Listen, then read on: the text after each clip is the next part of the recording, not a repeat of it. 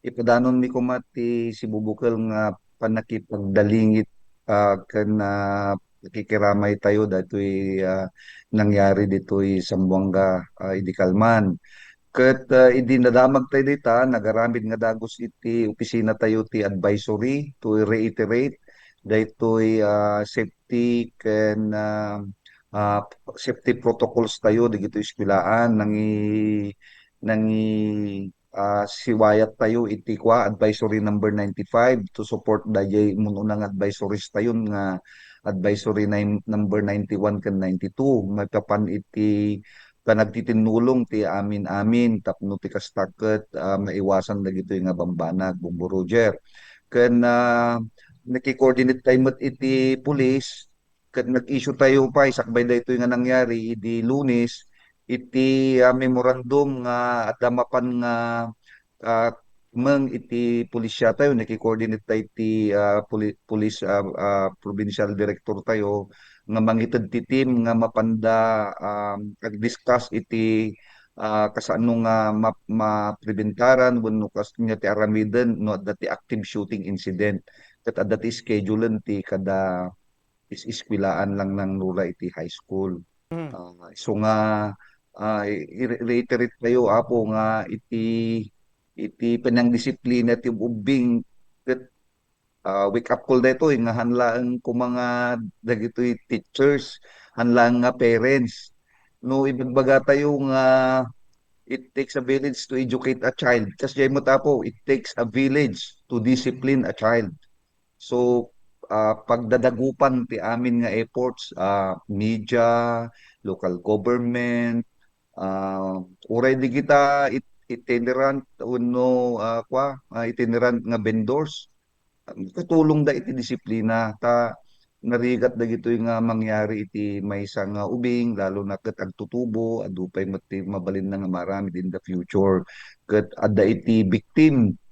Kastamet nga digitay minor nga makaramid digitoy ket may bagatay met lang nga victims da iti circumstances siguro Bombo Roger. Okay, okay. Attorney, request lang kasi iti Bombo Radio worldwide. Ado iti listeners, viewers tayo, ti other province, Okay. hal lang iti Pilipinas, adi kita ibang bansa. So, Tagalog, para Ay, ma-maintindihan sige ng po, lahat, sige po. attorney. Sige Okay. po. So, sa ngayon, attorney, sabi mo kanina, naglabas kayo ng order para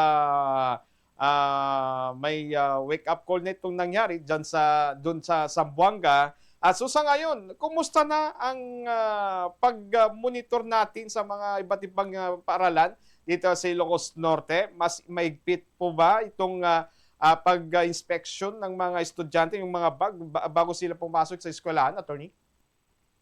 With the reiteration po ng ating mga naunang mga issuances, ay wake up call po talaga ito na hindi na lang sana random ang gagawin. Magiging regular ito na features ng kanilang day-to-day operation. Kasi kailangang pagpasok pa lang ng mga bata, makita talaga kung ano yung mga laman ng kanilang mga bags, lalo't hindi naman natin nakikita. At ako po'y nagpapasalamat sa ating mga mayors dito po sa Ilocos Norte. Sinulatan po natin silang lahat para humingi ng kanilang tulong para mabigyan ng metal detectors ang ating mga eskwelahan at maganda at positibo po ang response ng ating mga local mayors. No, sa naunang incident sa Cloban, sumulat po tayo sa ating mga local chief executives para bigyan po ng metal detectors ang ating mga schools at ah, lahat po sila ay nagresponde sa atin at nabigyan po ang ating mga eskwelahan ng mga metal detectors. Pero mas importante po talaga ang partnership ng community, ng mga magulang, ng mga nasa eskwelahan, mga opisyal at mga guro at non-teaching personnel para masiguro na wala pong mga mapanganib na mga dinadala ng mga bata para magkaroon ng mga ganitong pangyayari. So, I asked also our disaster risk reduction management officer at mga disaster risk management officers ng mga schools na sila ay regular po na makita po itong mga bags, mga safety protocol ng ating mga eskwelahan po.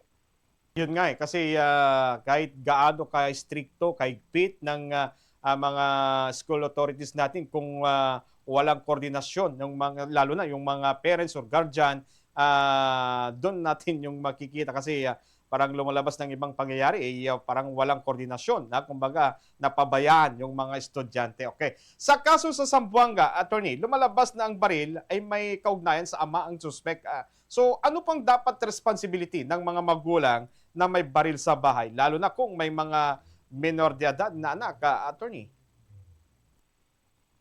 Well, hindi naman maiwasan po na may mga ilan sa atin na may mga lisensyadong baril dahil nga sa kanilang mga profesyon.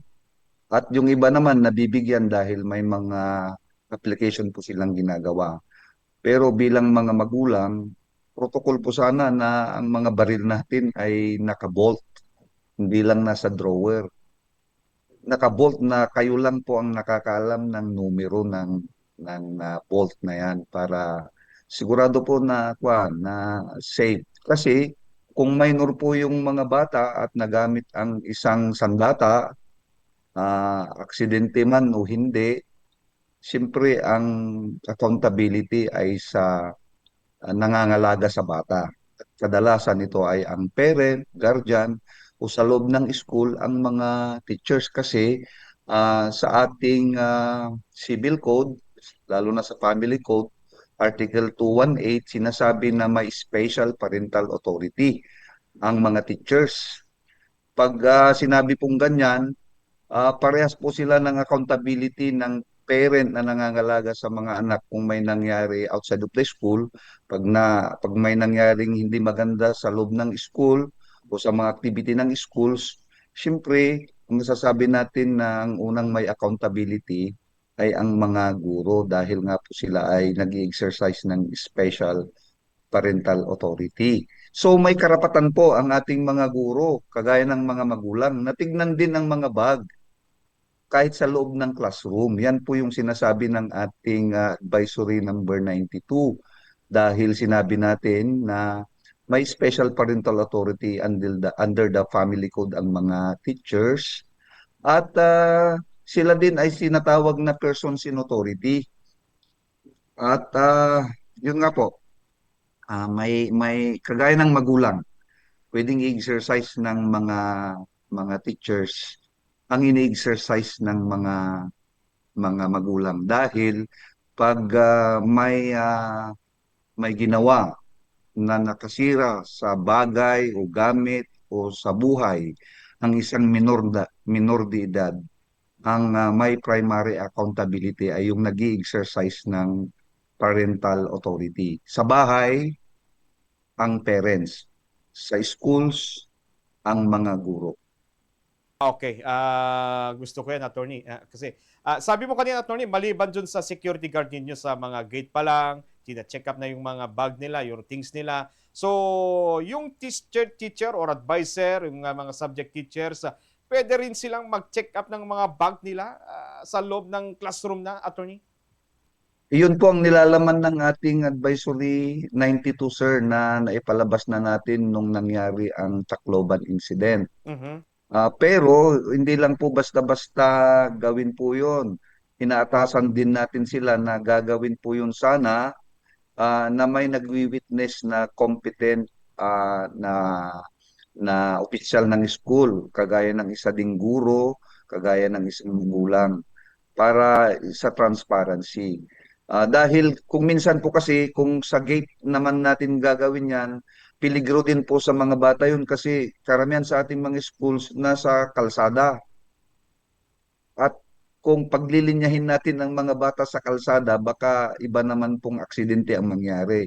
Kaya sa ating advisory 92, sinabi natin na in the exercise of extraordinary diligence and in the exercise of the teachers being one clothed with special parental authority, sa aming palagay po, pwede rin po nilang tignan yon. Gaya ng isang magulang na tinitignan ang mga gamit at bagay-bagay na dala ng kanilang anak dahil sila po ang may responsibilidad. At safe din po yun kasi either sa gymnasium nila, covered court, na gawin kaysa sa kalsada dahil kadalasan naman may mga weather disturbances kagaya ng malakas ng ulan o kaya itong kalsada ay peligro din sa kanila kasi sa dami ng sasakyang dumadaan.